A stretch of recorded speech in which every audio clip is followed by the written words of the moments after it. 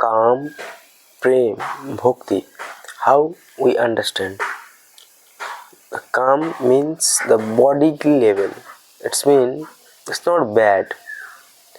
It is like food and sex. When someone and we are in bodily level, we understand one thing, that we need food and sex.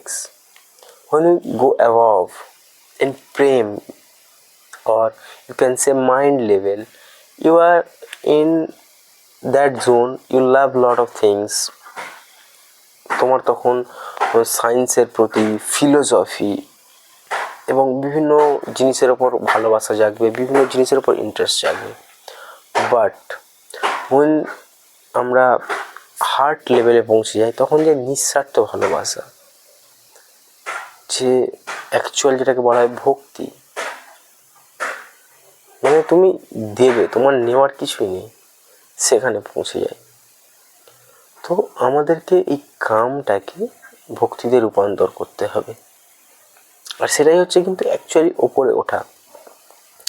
এখন সেটা কিভাবে উঠবো, সেটাই আমাদের exam, সেটাই আমাদের এই জগতে আমাদের পরীক্ষা, সেটাই আমাদের পাস করতে হবে। তার জন্যই আমাদের প্রচেষ্টা যে নিজের যে কামটা আছে সেটা প্রেমে, মানে শরীরের লেভেল থেকে মনের থেকে হার্ট লেভেলে। এবং তুমি যখন কাউকে দেখবে, কারোর সাথে কথা বলবে, সে কোন লেভেলে ফাংশান করছে সেটা বুঝতে পারবে। বেশিরভাগ মানুষ যারা আমাদের সংসারে আছে,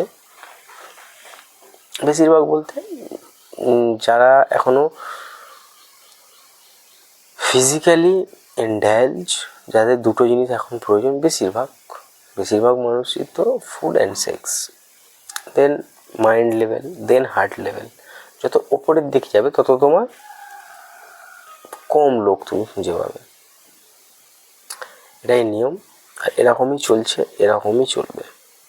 সো থ্যাংক ইউ, তোমরা ভালো থেকো, নিজের খেয়াল রেখো এবং নিজেকে আপগ্রেড করার চেষ্টা করো, নিজেকে উপরে তোলার চেষ্টা করো। সো লাভ ইউ অল, ধন্যবাদ, সবাই ভালো থেকো।